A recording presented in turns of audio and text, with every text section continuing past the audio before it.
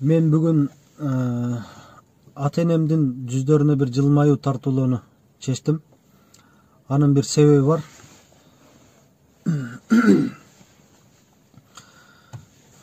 Мени бул дүйнөгө келүүмө себепчи болгон, бул дүйнөдөгү жарыктыкты көрүүмө себепчи болгон ата энемдин кенже уулу бүгүн 30 жаш куракка толуп отурат. Бул мен. Ата энеме болгон жүрөк түпкүрүндөгү сагыныч, ата энеме болгон жүрөк түпкүрүндөгү сезимдер, танак, тунук болгон сүйүүлөрдү ашкерелегим келди. Аларга болгон ыраазычылыкты айтууну туура көрдүм. Негизи эле чыгып кеткениме бир студент болуп окуйм деп 12 жыл болуптур. 12 жылдан бери ата энемдин бир колуна кол, бутуна бут болуп бир жалчытып, бир жакшы иш кызмат кыла албадым деп ошого бир жагынан бармак тиштесек, бир жагынан ата энеме ыраазы болуп отурамын. Ушул Кудайдын нуру болгон илимди алып алсын, Кудай жолунда бир мекенибизге, Кыргызстаныбызга кызмат кылсын, элибизге, жерибизге деп колдоп, ошентип муктаж болгон учурда дагы, куса болгон учурда дагы, сагынган учурда дагы чыдап келаткан, азыркы күнгө чейин чыдап келаткан ата энеме ушунчалык чоң рахмат айткым келди. Жана мен ошол өзүмдүн бир жүрөгүмдөгү, жүрөк түпкүрүндө жаткан бир сагынычты ашкерелегим келди. Негизи адам баласы сезимдерини, тунук сүйүүлөрүнү өзүнүн өмүрлүк жарына, жакшы көргөн адамына, жана балдарына, ата энесинен, деги койчу ушул ата энесинен башка адамдарга ашкерелейт экен да. Негизи шариятыбызда, Куранда деле биринчи иман келтиргенден кийин биздин милдет ата энеге жакшылык кылуу. Пайгамбарыбыздын деле осуяты бар. Атага, апага жакшылык кылуу. Адамдардын ичинен сенин жакшылыгыңа, сенин бир нусратыңа ким татыктуу десе, эне дейт. Эне деп 3 жолу айтып, анын акырында 3-үчүсүндө ата дейт. Демек биз тактап айтканда өзүм ошондой жакшылыктарды алыста жүрүп, окууда жүрүп кыла албагандыгымдан бир бармак тиштеп өкүнөм. Ошентсе да бирок ата энемдин бир жүзүнө бир жылмаюу тартуулайын деп чечтим. Ата эне тууралуу ырсаптарын айта кетейин. Апа деген сөз айтсам аалам болуу кылат. Коктудагы кашка суу таштан ташка урунат. Апа деген сөз айтсам айыл болуу кылат. От жагылуу очокко аппак камыр жуурулат. Эне ким? Эне мени тапкан адам. Эринбей түнүгүнү баккан адам. Эзилип караанымдан алыс чыкпай, ар күнү таптап мени жаткан адам. Эне ким? Эне ким? Аппак сүтүн берген адам. Чачылган тагдырыңды терген адам. Ааламдын айланасын нурга бөлөп, бейишти тепшеп басып келген адам. Эне ким? Күндө мен деп күйгөн адам. Жашоодо жалгыз мен деп жүргөн адам. Ар дайым алдабаган, таштабаган, ааламда жалгыз мени сүйгөн адам. Эне ким? Бейишиңдин төркү жагы. Эне ким? Бул жашооңдун көркү багы. Эне ким? Эмгегиңди актайм эми. Эркелик, шоктук, тентек өттү баары. Атама.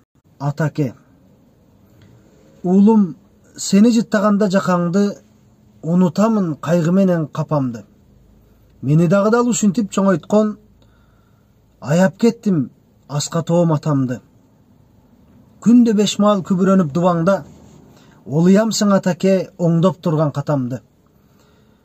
Мен татыктуу бала болуп жатамбы, ата болуп эми билдим атамды. Үй билем деп тер жыттанган эмгектер, келчи атаке жыттайынчы жакаңды.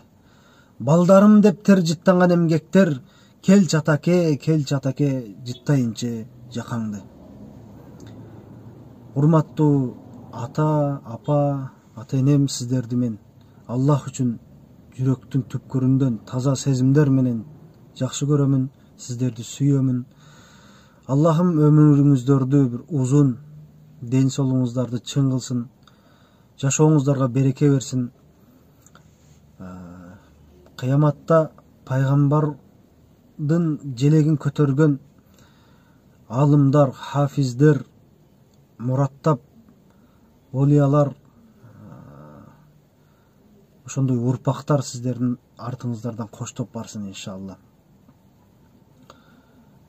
Деги эле бир илим жолунда жүргөн студенттердин жакындарына, ата-энелерине, бир туугандарына, аларга колдоп, аларды колдоп, коштоп, поддержка кылып, дайым дуа кылып, финансы жагынан, моралдык жактан бүт тарабынан колдоп жаткан ошол студенттердин, толуп илим студенттердин жакындарына, ата-энелерине мен ыраазычылык, рахмат айткым келди.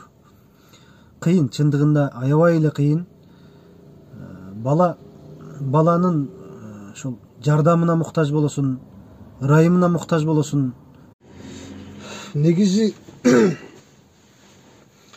илим жолунда жүрүп,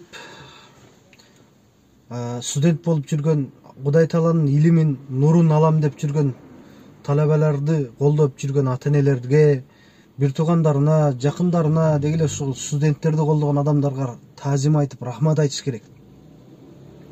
Терисинче бизде дос, жар, тууган, урук, алыс жакын, куда сөөк адамдар ошол студент болуп жүргөн, илим алам деп жүргөн адамдардын жакындарына барып, ар кандай кеп кеңештерди берип, акылды сунуп, сенин бул балаң иштейби, өзү бир окуйбу, канча жылдан бери жүрөт, бир деги эле бир нерсени кыйратпады деп ар кандай нерселерди алып васвасага салынган адамдар дагы жок эмес экен. Ошондуктан чыдаңыздар. Кудай Таалам бунун акыбетин бийик кылат. Сиздер Кудай жолуна бир үй бүлө мүчөңүздөрдү курбанчылыкка салдыңар. Ал курбанчылыкка чалынган адам балаңызбы, кызыңызбы, талыкпастан Кудай жолунда минут сайын, секунд сайын сизге, сиздин акыретиңизге эселеп даражаңызды бийик болуп көтөрүлүшүнө себепчи болуп жатат иншалла. Ошондуктан ошол илим алып жаткан студенттердин, алыс жакында жүргөн, башка шаарларда жүргөн студенттердин ата-энелерине, жакындарына, аларды колдоп жүргөн бир туугандарына таазим айтам. Ошолордун атынан рахмат айтамын. Чыдамдуу болуңуздар. Аллахым сиздердин ошончо миңдеген, миллиондогон балдарыңыз топтоп Кудайдын алдында үйүп жаткан сооптордун бирөөсүн көргөнүңүздөрдө. Биздин акыл кабыл албайт. Биздин акыл кабыл ала албай турган нерсе бул. Миллиондогон сооптор эмес, балким бир соопту Кудай Таала бизге даярдап койгон сооп даражалардын бирөөсүн биз тасаввур кылып элестетүү мүмкүн эмес. Биздин акылыбыз көтөрө албайт. Ошондуктан Кудайым берекелүү кылсын.